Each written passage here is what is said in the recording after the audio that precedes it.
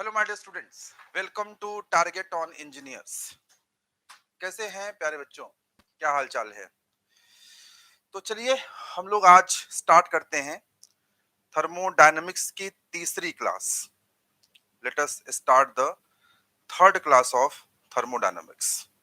ठीक है, दो क्लासेस में बहुत सारी बातचीत हम ऑलरेडी कर चुके हैं। आज हम लोग थर्ड क्लास की शुरुआत करने जा रहे हैं।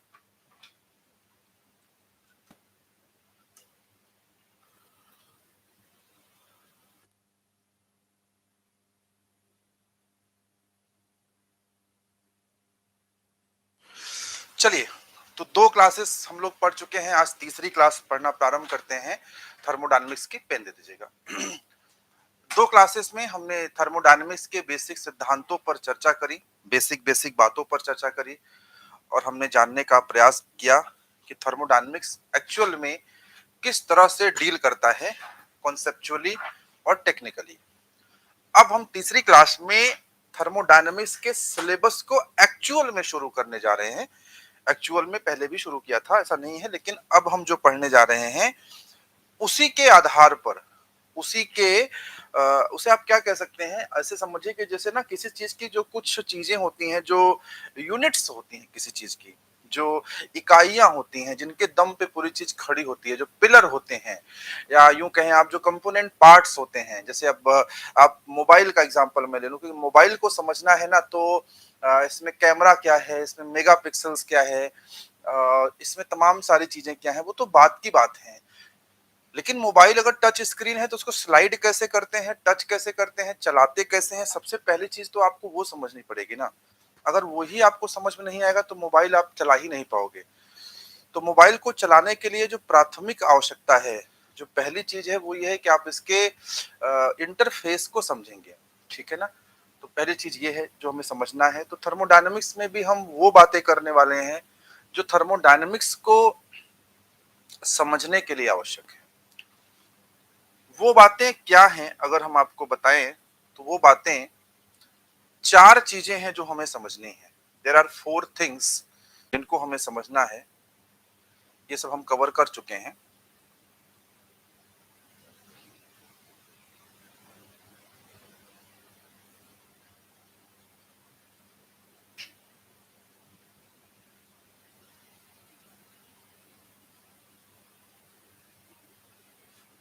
चार चीजें हैं जो हमें समझनी है। आइए उन चारों चीजों को हम बारी बारी से समझना शुरू करते हैं। देखिए, थर्मोडायनेमिक्स के कॉन्सेप्ट्स को समझने के लिए आपको चार चीजों को समझना जरूरी है, जिसमें पहली चीज का नाम है सिस्टम। एक्चुअल में ये जो सिस्टम है ना, ये थर्मोडायनेमिक सिस्टम है। इसका नाम है थर्मोडायनेमिक सिस्टम। लेकिन सामान्यतया हमें जो बोलने की आदत होती है, वो सिस्टम बोलने की आदत होती है। हम थर्मोडायनेमिक सिस्टम कहते ही नहीं है। तो हम सिस्टम कहें या थर्मोडायनेमिक सिस्टम कहें, आप ये इस बात से निश्चिंत रहिए कि दोनों गलत नहीं है, दोनों ही सही है। कहीं पर थर्मोडायनेमिक सिस्टम लिख गया है तो समझो कि पूरी बात लिख दी गई है। कहीं पर केवल सिस्टम लिखा है तो आप समझो कि सिर्फ सिस्टम लिख दिया गया है, लेकिन बात तो थर्मोडायनेमिक सिस्टम की ही हो रही है। अच्छा भाई, हिंदी में से निकाय कहते हैं। अगर डिप्लोमा के बच्चे इस वीडियो को देख रहे हो तो हिंदी को भी आप लेके चलिए। सबसे पहले हम सिस्टम को जानेंगे, और सिस्टम को जानने के बाद कुछ अन्य चीजें और जानेंगे। जैसे सराउंडिंग्स क्या है, जैसे बाउंड्री क्या है, जैसे यूनिवर्स क्या है। सराउंडिंग्स में भी हम सराउंडिंग्स न जान करके इमीडिएट सराउंडिंग जानेंगे। सराउंडिंग न जान करके क्या जानेंगे? Immediate surrounding. लेकिन ये सब कुछ आपको तब समझ में आएगा जब आपको पहले सिस्टम समझ में आएगा, क्योंकि सिस्टम से ही जुड़ी ये सारी चीजें हैं। ये जितनी डेफिनेशन है सब सिस्टम से ही जुड़ी है। तो आइए सबसे पहले हम लोग बातचीत शुरू करते हैं और जानने का प्रयास करते हैं कि एक्चुअल में सिस्टम है क्या। What is system?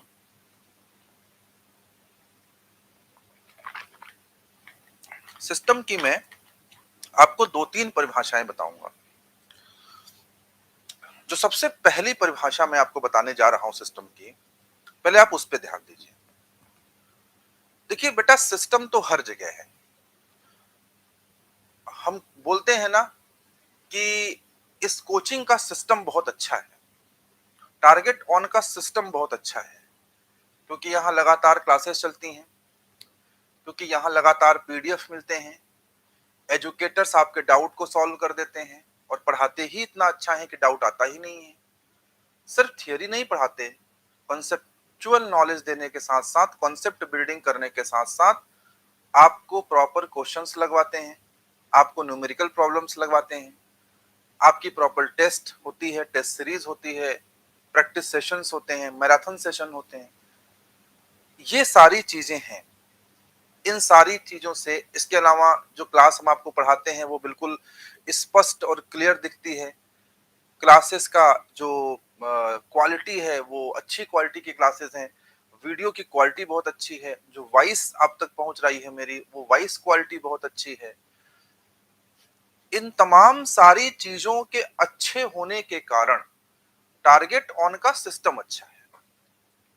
Target on का सिस्टम अच्छा क्यों है, इस कोचिंग का सिस्टम अच्छा क्यों है, उसका क्या कारण है? उसका कारण बहुत सिंपल है कि तमाम सारी चीजें अच्छी हैं, इसलिए इसका सिस्टम अच्छा है। तमाम सारी चीजें अच्छी हैं। तो देखिए, सिस्टम तो हर जगह है, और कोई भी सिस्टम होता है ना, वो कुछ कोऑर्डिनेट्स पर डिपेंड करता है। कोई भी सिस्टम होता है वो कुछ कोऑर्डिनेट्स पर डिपेंड करता है। जैसे अगर हम कोचिंग के सिस्टम की बात करें, कोचिंग के सिस्टम की बात करें, तो कोचिंग का जो सिस्टम है वो भी कुछ कोऑर्डिनेट्स पर डिपेंड करता है। जैसे पहला कोऑर्डिनेट हो गया कि वीडियो क्वालिटी, में ऑनलाइन की बात कर रहा हूं, अपनी कोचिंग की ही बात कर रहा हूं। वीडियो क्वालिटी, अगर वीडियो क्वालिटी ही खराब है, मैं कितना अच्छा क्यों ना पढ़ा दूं, वीडियो ही नहीं क्लियर दिख रहा है, तो क्या आपके किसी काम का है ये क्लास? किसी काम का नहीं है। दूसरी चीज जैसे है कंटेंट, जो आपको कंटेंट मिल रहा है, वो कंटेंट मतलब आपको जो ज्ञान दिया जा रहा है, जो नॉलेज मिल रहा है आपको। अब वीडियो क्वालिटी इतनी शानदार है कि पूछो मत, कंटेंट खराब है तो सब चौपट है। तीसरी क्वालिटी है, तीसरी चीजें हैं थ्योरी क्लासेस प्लस क्वेश्चंस। चौथी चीज है, मतलब ऐसे करके बहुत सारी चीजें हो सकती हैं। फीस भी इसमें हो सकता है कि फीस कम है। हाँ, तो ये तमाम सारी चीजें हैं। अब यार, ये चीजें जो सिस्टम को डिफाइन कर रही हैं, ये चीजें ही तो सिस्टम का निर्माण कर रही हैं। ये चीजें ही तो बता रही हैं कि सिस्टम कैसा है। ये चीजें ही तो निर्धारित कर रही हैं कि सिस्टम अच्छा है या बुरा है। अगर 6 चीजों के हमने नाम रखे और 5 अच्छी हैं, एक बुरी हैं, तो हम क्या बोलेंगे कि सिस्टम अच्छा है। किसी सिस्टम में 5 बुरी चीजें हैं, एक ही अच्छी चीज है, तो सिस्टम खराब है। किसी में 6 अच्छा है तो सिस्टम बहुत अच्छा है, किसी में 6 का 6 खराब है तो सिस्टम बहुत बुरा है। ये वही चीजें तो हैं जो सिस्टम को बना रही हैं, सिस्टम को परिभाषित कर रही हैं। बेटा, इन्हीं चीजों को हम कोऑर्डिनेट कहते हैं। ये कोऑर्डिनेट्स क्या है? कोचिंग का जो सिस्टम है, अगर उसके कोऑर्डिनेट्स की हम बात करें तो ये चीज है। किसी सिस्टम को आप ऑब्जर्व करेंगे तो वहां पर कुछ कोऑर्डिनेट्स जरूर होंगे। उन्हीं कोऑर्डिनेट्स की सहायता से हम सिस्टम के बारे में बातचीत कर पाते हैं। इन कोऑर्डिनेट्स को एक नाम और आप दे सकते हैं, प्रॉपर्टी। हालांकि प्रॉपर्टी देना बहुत सही नाम नहीं है, क्यों सही नहीं है ये आगे समझ में आएगा, लेकिन समझने के लिए कह दीजिए। ऐसे कहीं बताइएगा मत, किसी से कहिएगा मत कि कोऑर्डिनेट्स को हम प्रॉपर्टी भी कह सकते हैं, क्योंकि प्रॉपर्टी एकदम डिफरेंट चीज है। जब प्रॉपर्टी पढ़ेंगे तब जानेंगे। इच्छा है तो कह करके समझ सकते हैं बस।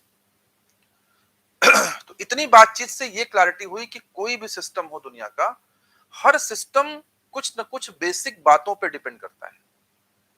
जैसे ये घड़ी, घड़ी का भी तो एक सिस्टम है ना, वॉच का एक सिस्टम है। इसका स्ट्रैप कितना अच्छा लग रहा है, तो स्ट्रैप इस सिस्टम का एक हिस्सा है। इसकी क्वालिटी, इसकी प्रॉपर्टी है। इसका केस बहुत अच्छा लग रहा है, तो ये केस इस सिस्टम का एक हिस्सा है।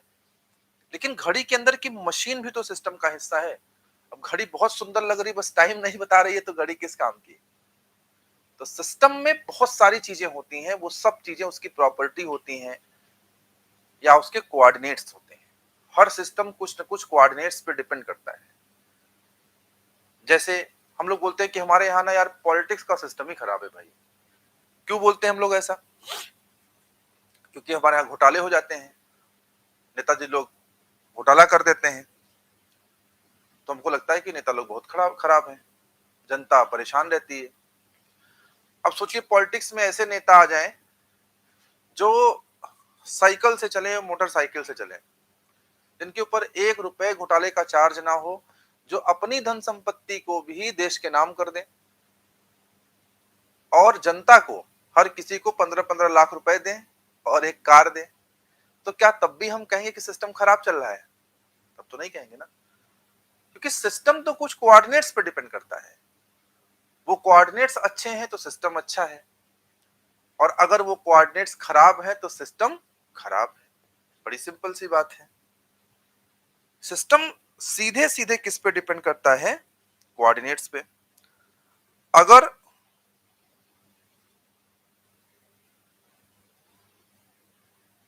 कोऑर्डिनेट्स अच्छे हैं, सिस्टम अच्छा है। कोऑर्डिनेट्स खराब हैं, सिस्टम खराब है। दुनिया का हर सिस्टम कुछ न कुछ कोऑर्डिनेट्स पे डिपेंड करता है। बात पकड़ में आ रहा है? जब दुनिया का हर सिस्टम कुछ न कुछ कोऑर्डिनेट्स पर डिपेंड करता है, तो थर्मोडायनेमिक सिस्टम क्या है? थर्मोडायनेमिक सिस्टम एक ऐसा सिस्टम है जो थर्मोडायनेमिकल कोऑर्डिनेट्स पर डिपेंड करता है। ये मैं परिभाषा बहुत बेसिक बता रहा हूं, फिजिक्स की परिभाषा है, इंजीनियरिंग पे बाद में आऊंगा। पहले बेसिक फंडामेंटल पकड़ो, नींव मजबूत होगी तो घर बनेगा, इमारत बनेगी बड़ी सी। हर सिस्टम कुछ न कुछ कोऑर्डिनेट्स पे डिपेंड करता है, तो थर्मोडायनेमिक सिस्टम क्या होगा? ये थर्मोडायनेमिकल कोऑर्डिनेट्स पर डिपेंड करेगा। अगर आपसे कोई पूछे थर्मोडायनेमिक सिस्टम क्या है, अगर आपसे कोई पूछे कि what is thermodynamic system, thermodynamic system क्या है, तो आप क्या कहेंगे? This is the system, this is the system which depends upon thermodynamical coordinates, thermodynamical coordinates. ये वो सिस्टम है जो किस पे डिपेंड करता है? थर्मोडायनेमिकल कोऑर्डिनेट्स पर डिपेंड करता है। अब प्रश्न ये उठता है कि थर्मोडायनेमिकल कोऑर्डिनेट्स कौन कौन से हैं? कई सारे कोऑर्डिनेट्स हो सकते हैं। 3 मैं आपको बता दे रहा हूं, मान के चलिए शुरुआत में। प्रेशर, वॉल्यूम और टेम्परेचर। और भी बहुत सारे कोऑर्डिनेट्स हो सकते हैं, और भी बहुत सारे कोऑर्डिनेट्स हो सकते हैं, लेकिन फिलहाल हमने 3 कोऑर्डिनेट्स ले लिया, प्रेशर, वॉल्यूम और टेम्परेचर। अर्थात थर्मोडायनेमिक सिस्टम एक ऐसा सिस्टम है जो मुख्य रूप से किस पे डिपेंड करता है? प्रेशर पर, वॉल्यूम पर और टेम्परेचर पर। यानी इस सिस्टम की व्याख्या, इस थर्मोडायनेमिकल कोऑर्डिनेट्स यानी इस सिस्टम की व्याख्या जो होगी, एक सेकंड,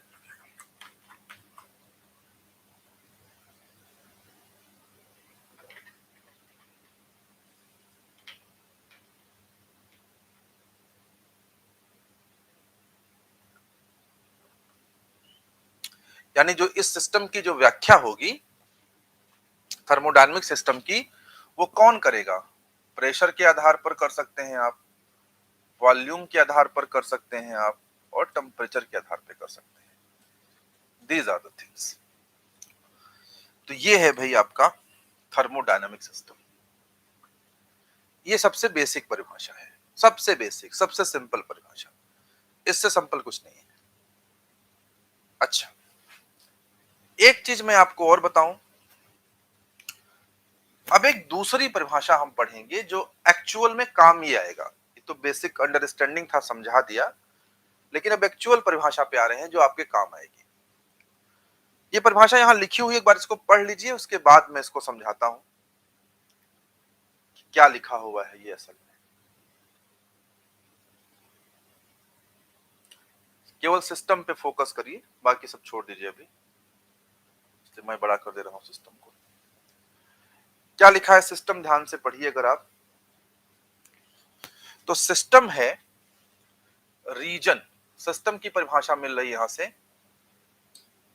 सिस्टम क्या है, बहुत ध्यान से पढ़िएगा। सिस्टम क्या है, जब मैं सिस्टम कह रहा हूं तो सिस्टम का माने है थर्मोडायनेमिक सिस्टम।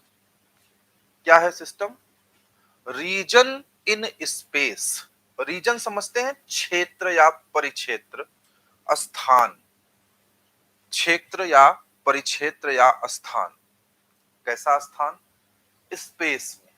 ये स्पेस है, उस स्पेस में हमने कोई रीजन ले लिया, कोई स्थान ले लिया, और क्वांटिटी ऑफ मैटर, या फिर हमने कुछ मैटर की फिक्स क्वांटिटी ले ली। जैसे ये पानी की बोतल में 1 लीटर पानी आ सकता है, आधा लीटर आ सकता है, कुछ भी आ सकता है। फिक्स क्वांटिटी ऑफ मैटर हमने ले लिया इस तरह से, ये फिक्स क्वांटिटी ऑफ मैटर है। तो सिस्टम के बारे में कहा जा रहा है कि सिस्टम क्या हो सकता है?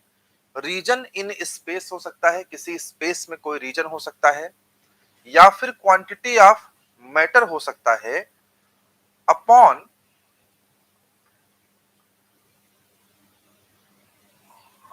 अपॉन, यहाँ पे अपॉन कट रहा है, मैं बता दे रहा हूं, यहाँ अपॉन लिखा हुआ है, मैं थोड़ा सा इसको करूंगा तो आ जाएगा।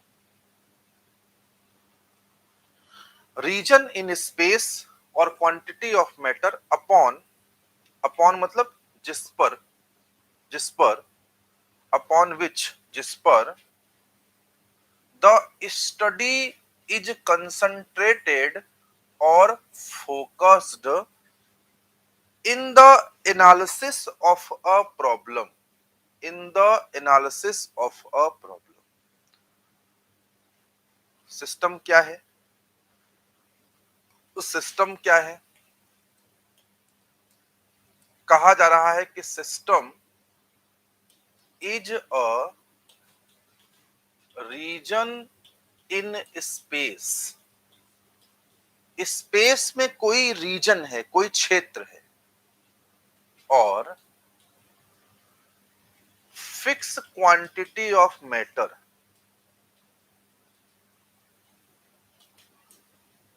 और फिक्स्ड क्वांटिटी ऑफ मैटर है। रीजन इन स्पेस है या फिक्स्ड क्वांटिटी ऑफ मैटर है, upon which the study is focused for analysis of a process. Process क्या? प्रॉब्लम। सिंपल सी परिभाषा बना करके को समझने का प्रयास करते हैं। सिस्टम है क्या? सिस्टम रीजन इन स्पेस है। रीजन इन स्पेस का मतलब क्या है कि भाई ये देखो स्पेस है, इधर देखो एक्स है, इधर देखो वाई है। इस स्पेस में हम एक रीजन ले लिया हमने, लेकिन रीजन हमने फिक्स लिया एकदम, ये नहीं कि कुछ भी ले लिया, एक फिक्स रीजन लिया है। तो ये फिक्स रीजन को ही हम क्या कहेंगे? सिस्टम कहेंगे। अगर फिक्स रीजन नहीं ले रहे हैं तो फिक्स क्वांटिटी ऑफ मैटर ले लीजिए। जैसे इसमें लिया गया है फिक्स क्वांटिटी ऑफ मैटर, आधा लीटर पानी है, पौना लीटर पानी है, 1 लीटर पानी है, तो ये सिस्टम का निर्माण कर रहा है। सबसे सरल तरीका है समझने का। सिस्टम क्या है? Region in space. स्पेस में कोई भी एक रीजन ले लिया हमने, एक रीजन, तो ये बन गया हमारा सिस्टम। लेकिन आगे कुछ शर्तें लगी हुई हैं। क्या शर्तें हैं? अपॉन विच, जो रीजन आपने लिया है, अपॉन विच, उस पर द स्टडी इज फोकस्ड, उसी पर स्टडी फोकस है। अब इसके न बाहर की सुनना है, न इसके कहीं और की सुनना है। अब सारी की सारी स्टडी इसी पे फोकस है, जिसको हमने सिस्टम लिखा है। Upon which the study is focused for the analysis of a problem. किसी प्रॉब्लम की एनालिसिस में जो हमने फिक्स रीजन लिया है, अब उसी फिक्स रीजन पर ही सारा फोकस हमारा रहेगा। ये सिस्टम की शर्त है। क्या क्या शर्तें हैं, ध्यान समझना। सबसे पहले तो फिक्स क्वांटिटी ऑफ मैटर लें या रीजन इन स्पेस लें, वो मसला समझ में आपको आ गया। तो चलिए रीजन इन स्पेस को लेकर के हम सिस्टम को समझने का प्रयास करते हैं। खाली रीजन इन स्पेस लेने से काम नहीं चलेगा। रीजन वो लेंगे, स्पेस में वो स्थान लेंगे जिस स्थान पर ही हमारी सारी एनालिसिस, हमारा सारा स्टडी उसी स्थान पर ही फोकस रहेगा और उस स्थान पे जो चीज उपलब्ध है उन चीजों पे फोकस रहेगा, ऐसा मैं कहना चाहता हूं। जैसे कहने का अर्थ है, मान लीजिए कि आप किसी कॉलेज प्रांगण में हैं, आप किसी कॉलेज में हैं। अब कॉलेज तो बहुत बड़ा है, इतना बड़ा सा कॉलेज है, यहाँ ग्राउंड है, कॉलेज में यहाँ पर ग्राउंड है, यहाँ पे कैंटीन है, यहाँ पे कैंटीन है, यहाँ पार्किंग है, साइकिल पार्किंग, तमाम सारी चीजें, और इन सब के बीच यहाँ पर क्लासरूम है। और हमें क्लासरूम में कितने स्टूडेंट उपस्थित हैं, हमें उनका अटेंडेंस लेना है। हमें इस क्लासरूम में, मान लीजिए कि ये बीटेक फर्स्ट ईयर का जो है क्लासरूम है, इस क्लासरूम में सुबह के 9 बजे कितने बच्चे उपस्थित हैं, हमें इनका अटेंडेंस लेना है। तो इस समय हम कॉलेज के सिस्टम में तो हैं, लेकिन हमें बाकी पूरे स्पेस से कोई मतलब नहीं है। कैंटीन में क्या चल रहा है कोई मतलब नहीं है, ग्राउंड पे क्या चल रहा है कोई मतलब नहीं है, ये यहाँ पार्किंग में क्या चल रहा है कोई मतलब नहीं है। हमें मतलब है सिर्फ इस क्लासरूम से और उस क्लासरूम में उपस्थित बच्चों की संख्या से अटेंडेंस लेना है हमें। रीजन इन स्पेस, ये पूरा स्पेस देखिए, बहुत बड़ा स्पेस है। Region in space, this is the space, बहुत बड़ा स्पेस है, लेकिन इस स्पेस से कोई मतलब नहीं है। इसमें से हमने लिया ये वाला पार्ट, रीजन इन स्पेस, ये स्पेस में हमने ये रीजन लिया, स्पेस बड़ा है, इसमें से हमने ये रीजन लिया, upon which the study is focused. हमारा पूरा कंसंट्रेशन क्लासरूम में उपस्थित बच्चों की संख्या पर है, बिकॉज हमें बोला गया है कि 9 बजे सुबह कितने बच्चे उपस्थित है, अटेंडेंस लेकर के आप ऊपर भेज दीजिए। जो बच्चे उपस्थित नहीं, उन पे कार्रवाई होगी। कैंटीन में क्यों थे, पार्किंग में क्यों थे, ग्राउंड में क्यों टहल रहे थे। तो हम यहां ग्राउंड पे देखेंगे ही नहीं, कैंटीन में देखेंगे ही नहीं, पार्किंग में देखवे नहीं करेंगे। We are focused only on this particular region. ये जो पर्टिकुलर रीजन है ना बेटा, ये जो पर्टिकुलर रीजन है ना, ये जो पर्टिकुलर रीजन है ना, ये जो पर्टिकुलर रीजन है, रीजन इन स्पेस, ये जो रीजन इन स्पेस है ना, ये जो रीजन इन स्पेस है, इस पूरे स्पेस में ये वाला जो रीजन है ना, दिस इज कॉल्ड सिस्टम। और इस सिस्टम तब कहा जाएगा जबकि हमारी study is focused on that particular system only, that particular region only. अगर हमारा स्टडी यहां पे भी है कैंटीन में, तो फिर इसको सिस्टम नहीं कह पाएंगे। समझ पा रहे हैं बात? तो सिस्टम क्या है? रीजन इन स्पेस, ये स्पेस है, ग्रीन कलर की जो बाउंड्री दिखाई है वो स्पेस है, और ये रीजन है, region in space, upon which, जिस पर the study is focused for analysis of the problem, किसी प्रॉब्लम के अध्ययन में जिस पर ही हमारी स्टडी फोकस है। इस समय हमारी स्टडी इसी पे फोकस है और कहीं फोकस नहीं है, क्योंकि हम अभी किस प्रॉब्लम की एनालिसिस कर रहे हैं, हम अटेंडेंस लाना चाहते हैं, कितने बच्चे 9 बजे सुबह आ गए, कितने बच्चे लेट लतीफ तो नहीं होते हैं।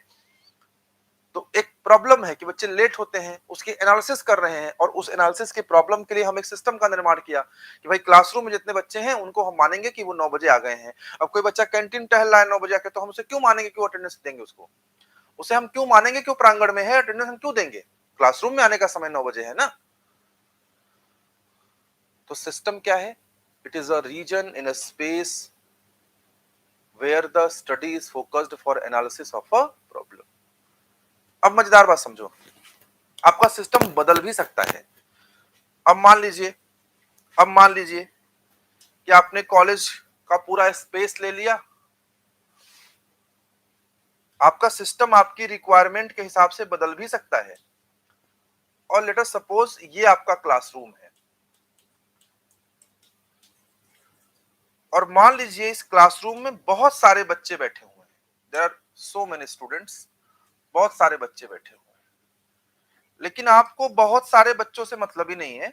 आपको टास्क दिया गया है कि दो बच्चे हैं, आपको टास्क दिया गया है कि दो बच्चे हैं जो यूनिफॉर्म में नहीं आए हैं। आपको टास्क दिया गया है कि दो बच्चे हैं जो यूनिफॉर्म में नहीं आए हैं, बाकी सारे बच्चे यूनिफॉर्म में आए हैं, तो उन दो बच्चों को निकाल करके क्लास से बाहर कर दीजिए। आपको एक टास्क दिया गया कि दो बच्चे हैं जो यूनिफॉर्म में नहीं आए हैं, उन दोनों बच्चों को उठाइए या उनको डांटिए, उन पे पनिशमेंट लगाइए, उनको बताइए कि कल से यूनिफॉर्म में आना है।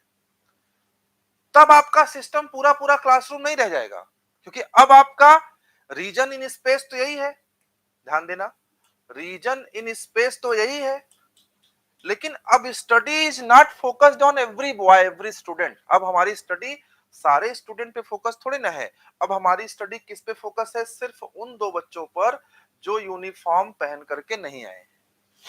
अब हमारा सिस्टम छोटा हो गया। अब हमारा सिस्टम सिर्फ ये दो बच्चे हैं। अब हमारा सिस्टम पूरा क्लासरूम नहीं है। अब हमारा सिस्टम ये सिर्फ ये दो बच्चे हैं। अब हमारा सिस्टम पूरा क्लासरूम नहीं है। तो जिस पर स्टडी फोकस है ना, जिस पर स्टडी फोकस्ड है, वही हमारे सिस्टम को परिभाषित करता है। पूरा पूरा क्लासरूम सिस्टम को परिभाषित नहीं करता है। अंडरस्टूड? तो क्या है भाई सिस्टम? सिस्टम एक रीजन है in a space. System is a region in a space where the study is focused, where the study is focused और कंसंट्रेटेड। जहां पर स्टडी फोकस होती है या फिर कॉन्सेंट्रेटेड होती है for the analysis of a problem, किसी प्रॉब्लम की एनालिसिस के लिए। अंडरस्टूड? चलिए, तो ये है।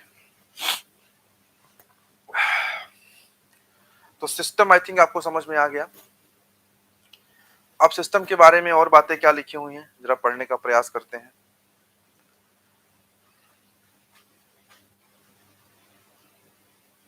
हाँ, अब सिस्टम जब आपके समझ में आ गया तो कुछ बातें और समझ लीजिए।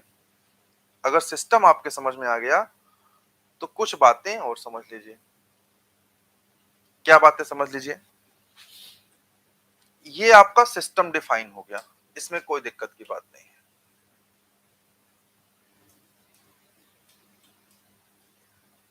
सिस्टम हो गया। अब सिस्टम के बाद है सराउंडिंग्स। सिस्टम के बाद क्या है? सराउंडिंग्स। अमूमन सराउंडिंग के बारे में लिखा रहता है कि everything external to the system is called surroundings. सब कुछ जो सिस्टम के बाहर है उसे सराउंडिंग कहते हैं। ये कहीं पर लिखा है तो गलत मत काटिएगा, सही लिखा है, कोई इसमें बहुत बड़ा रॉकेट साइंस नहीं है। लेकिन कायदे से ना सराउंडिंग्स हमें पढ़ना ही नहीं होता भाई। इससे ये क्लियर है कि सिस्टम के बाहर का जो भी स्थान है, ये पूरा स्थान सिस्टम के बाहर का जो पूरा स्थान है वो सराउंडिंग है। जैसे मैं यहाँ क्लास पढ़ा रहा हूँ कमरे में, एक स्टूडियो में, तो अब मेरे बाहर की जो पूरी दुनिया है वो सराउंडिंग है, ऐसा कहा जा रहा है। और बात सही भी है, इसमें कोई प्रॉब्लम की बात नहीं है। लेकिन मैं आपको बता दूं कि हम थर्मोडायनेमिक्स में सराउंडिंग्स पढ़ते ही नहीं हैं, बल्कि हम क्या पढ़ना चाहते हैं? Immediate surroundings. Immediate surroundings. अब सर ये इमीडिएट सराउंडिंग क्या है? सराउंडिंग और इमीडिएट सराउंडिंग में क्या डिफरेंस है? इमीडिएट सराउंडिंग क्या है कि space external to the system, space, अरे सॉरी कहां चले गए यार, सॉरी सॉरी, हाँ, space external to the system where, where the effect of system can be felt where the effect of system can be felt. कहा जा रहा है कि यार सिस्टम के बाहर का पूरा स्थान लेना ही नहीं है, सिस्टम के बाहर का वो स्थान लेना है जहां सिस्टम में होने वाले परिवर्तनों का, प्रभावों के इफेक्ट को हम फील कर सकें, महसूस कर सकें। जैसे अगर ये सिस्टम है, मान लीजिए ये सिस्टम है और इसका तापमान है मान लीजिए कि 40 डिग्री सेंटीग्रेड। अब मुझे बताइए इस सिस्टम को अगर हम हीट सप्लाई कर देंगे और मान लीजिए कि इसका तापमान 40 से बढ़कर के हो गया 80 डिग्री सेंटीग्रेड, तो मुझे ये बताइए कि जो ये 80 डिग्री सेंटीग्रेड हो गया, क्या इस सिस्टम के बाहर जितनी दुनिया है उस पूरी दुनिया में ये रियलाइज होगा, महसूस होगा कि सिस्टम का तापमान अब 80 हो गया है? आप इलाहाबाद के एक कमरे में बैठे हैं और आपने उस कमरे में एक अलाव जलाया, अंगीठी जलाई, हीटर जलाया, आपका कमरा गर्म हो जाएगा, नो डाउट। बहुत कुछ जलाया है तो कमरे के बाहर का थोड़ा सा स्पेस और गर्म हो जाएगा, नो डाउट। लेकिन आपके इलाहाबाद में अलाव जलाने से, आपके इलाहाबाद में अंगीठी जलाने से, आपके इलाहाबाद में हीटर जलाने से दिल्ली का कमरा थोड़ी गर्म हो जाएगा। सराउंडिंग का कॉन्सेप्ट समझिएगा भाई। मैं इस कमरे में एसी चल रही है तो ये कमरा ठंडा कर देगा, सिस्टम को ठंडा कर देगा। इस कमरे से जुड़ा कोई कमरा है तो उसको भी ठंडा कर देगा थोड़ा बहुत। इसका इफेक्ट एक लिमिटेड जगह तक ही तो जो जाएगा ना। ऐसा थोड़ी ना कि इस कमरे में हमने एसी चला दी तो बेंगलोर का पूरा मौसम भी ठंडा हो गया, ऐसा थोड़ी ना है। तो सिस्टम के बाहर का एक निश्चित स्थान ही तो होगा ना, जो कि जहां पर सिस्टम में होने वाले चेंजेस को आप महसूस कर पाएंगे। ये सिस्टम है, लेकिन सिस्टम के बाहर का एक फिक्स स्थान ही होगा जहां आप उसमें होने, सिस्टम में होने वाले चेंजेस को महसूस कर पाते हैं। उसे ही हम इमीडिएट सराउंडिंग कहते हैं। क्या कहते हैं बच्चों? Immediate surroundings. सराउंडिंग शब्द जो है ना उसमें सब आ गया कि सिस्टम के बाहर जो कुछ भी स्थान है वो सब सराउंडिंग हो गया। सराउंडिंग हमें पढ़ना ही नहीं होता, लेकिन अब कहीं कहीं बहुत सारे बुक्स में ये परिभाषा लिखी रहती है, तो गलत मत काट देना, समझना कि दोनों के बीच का फर्क क्या है। What is the difference between surrounding and immediate surrounding? बात समझ पा रहे हैं ना? क्या दोनों में अंतर है? तो सराउंडिंग हमारा क्या है और इमीडिएट सराउंडिंग क्या है? इमीडिएट सराउंडिंग सिस्टम के बाहर का वो स्थान है, इमीडिएट सराउंडिंग सिस्टम के बाहर का वो स्थान है जहां सिस्टम में होने वाले चेंजेस को आप इजीली महसूस कर सकते हैं, फील कर सकते हैं।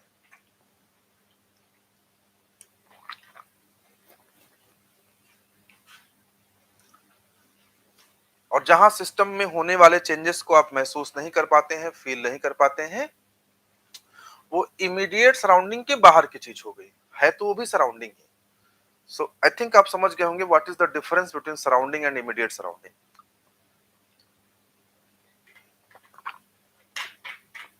एक्चुअली जिस सराउंडिंग को हम लोग पढ़ते हैं वो इमीडिएट सराउंडिंग ही होता है। जनरल भाषा में हम इतना स्पेशल वर्ड इस्तेमाल नहीं करते हैं कि इमीडिएट सराउंडिंग अलग लिखें, सराउंडिंग अलग लिखें, ऐसा नहीं करते हैं, बट होता वही है। इमीडिएट सराउंडिंग और सराउंडिंग दो अलग अलग चीजें, समझने के स्तर पे, समझने के लेवल पे दो अलग अलग चीजें हैं जो मैंने आपको समझा भी दी, लेकिन ऐसा कुछ है नहीं। जनरल भाषा में हम दोनों को एक ही मानते हैं, ठीक है? तो ये है सराउंडिंग और ये है आपका इमीडिएट सराउंडिंग का कॉन्सेप्ट। अब तीसरी चीज समझिएगा, तीसरी चीज समझिएगा। तीसरे का नाम है बाउंड्री। तीसरे का नाम क्या है? बाउंड्री। बाउंड्री वो चीज होती है जो सिस्टम और सराउंडिंग को सेपरेट करती है, अलग अलग करती है। अब एक बात बताइए, यहां पे सिस्टम है और इसके बाहर सराउंडिंग है। सराउंडिंग कहिए चाहे इमीडिएट सराउंडिंग कहिए, मैं कहता सराउंडिंग ही हूं, समझा दिया है कि वो इमीडिएट सराउंडिंग ही है। अब यार बताइए, जो ये चीज है ना, ये वाला, यही तो दोनों को अलग कर रहा है ना। अगर ये ना होता तो दोनों अलग कैसे होते? तो इसी का नाम क्या है? बाउंड्री।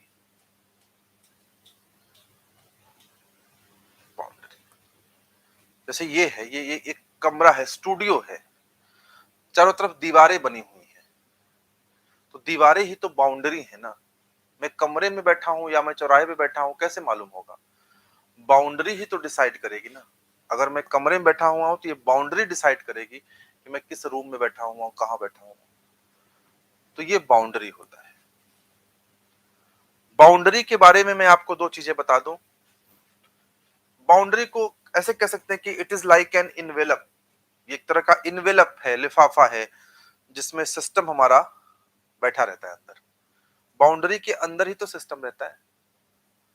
बाउंड्री के अंदर ही तो सिस्टम रहता है। ये जो बोतल की दीवारें हैं, ये बाउंड्री है इस सिस्टम का, और पूरा सिस्टम इसके अंदर है। So boundary is like an envelope, जिसके अंदर सिस्टम आपको होता है।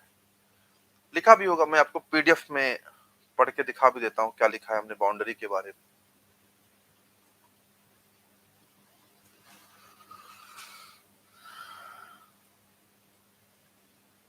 बाउंड्री के बारे में लिखा है, the separation between system and surrounding is known as boundary. System और सराउंडिंग के बीच का जो सेपरेशन होता है, उसे ही हम क्या कहते हैं? बाउंड्री कहते हैं। सेपरेशन समझ रहे हो? वो चीज जो सिस्टम और सराउंडिंग को सेपरेट करती है, उसे बाउंड्री कहते हैं।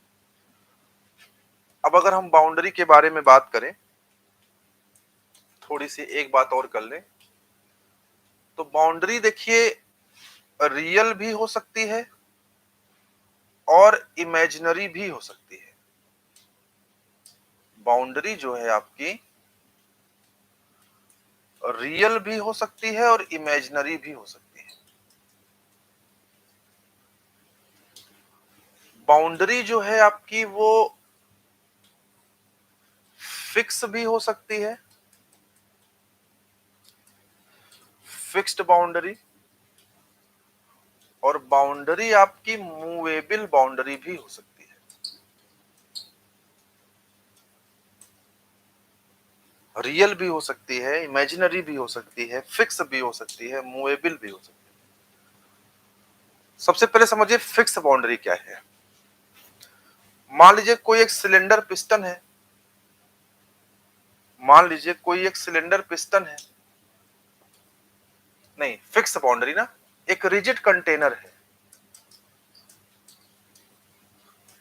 एक रिजिड कंटेनर है,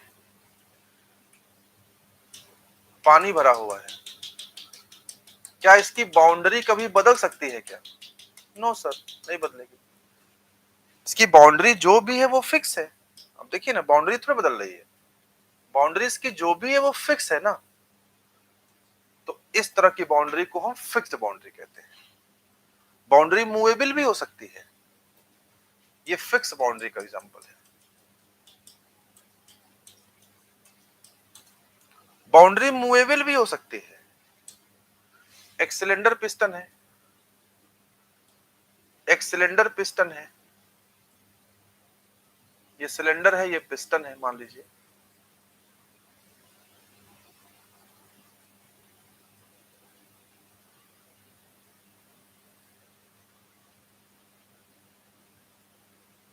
एक सिलेंडर है, ये पिस्टन है, मान लीजिए।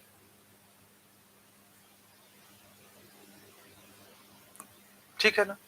अब बताइए, इसमें गैस भरी हुई है, लेट अस सपोज इसमें गैस भरी हुई है।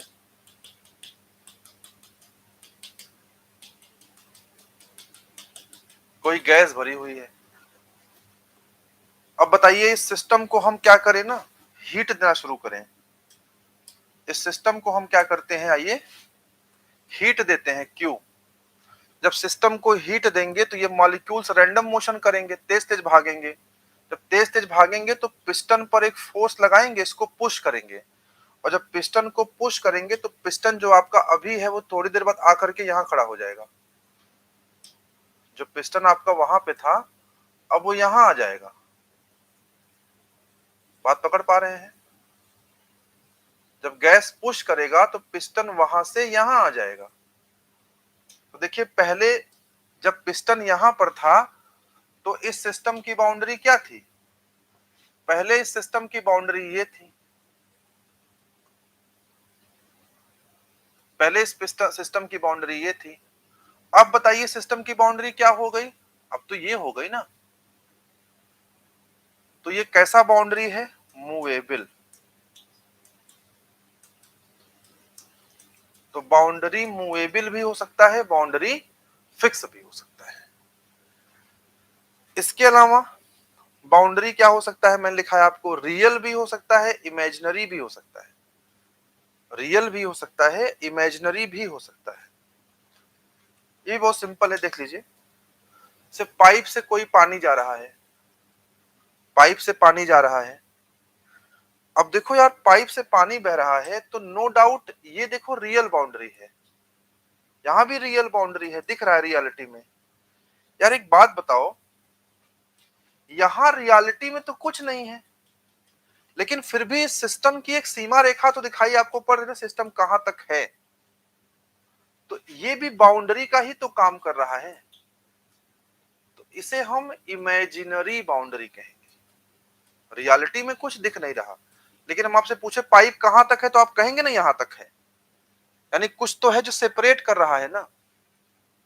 तो ये भी एक तरह के बाउंड्री का ही काम करता है और इसे हम इमेजिनरी बाउंड्री कहते हैं। तो ये रियल बाउंड्री है, ये इमेजिनरी बाउंड्री है, ये मूवेबल है, ये फिक्स्ड है। तो बाउंड्री कई प्रकार के हो सकते हैं, रियल है, इमेजिनरी है, फिक्स है और आपका मूवेबल है। तो चार इंपॉर्टेंट चीजें हमें पढ़नी थी आज की क्लास में। वो चारों इंपॉर्टेंट चीजें कौन कौन सी थी? एक सिस्टम जो हमने पढ़ लिया, दूसरा सराउंडिंग्स, और आज मैं इसको बार बार इमीडिएट सराउंडिंग लिख भी दे रहा हूं, लेकिन आगे से मैं नहीं लिखूंगा। तीसरा बाउंड्री, और बाउंड्री में तो हमने इसके सारे प्रकार भी पढ़ लिए कि रियल क्या है और इमेजिनरी क्या है और फिक्स्ड क्या है और मूवेबल क्या है। चार चीजें पढ़नी थी। चौथी चीज पे डिस्कशन अभी नहीं हुआ है, जिसका नाम है यूनिवर्स। पहली बात तो यूनिवर्स जो नाम है ना, इसको सुनते ही बच्चा सोचता है कि ब्रह्मांड की बात हो रही है। किसकी बात हो रही है? ब्रह्मांड। कुछ ब्रह्मांड ब्रह्मांड नहीं है, इसे उस ब्रह्मांड से न जोड़िए। ये थर्मोडायनेमिक्स का यूनिवर्स है, इसे थर्मोडायनेमिक्स तक सीमित रहने दीजिए। और यूनिवर्स के बारे में बहुत कुछ डिस्कशन आगे होगा, जब एंट्रोपी पढ़ेंगे तब होगा, जब सिस्टम के टाइप्स पढ़ेंगे तब होगा, बहुत सारी चीजें डिस्कस होंगी। अभी यूनिवर्स के बारे में सिर्फ एक चीज मैं आपको लिखा दे रहा हूं, वो चीज आप बहुत ध्यान से समझ लीजिए कि यूनिवर्स का मतलब है सिस्टम प्लस सराउंडिंग। सराउंडिंग माने वही यूनिवर्स, इमीडिएट सराउंडिंग।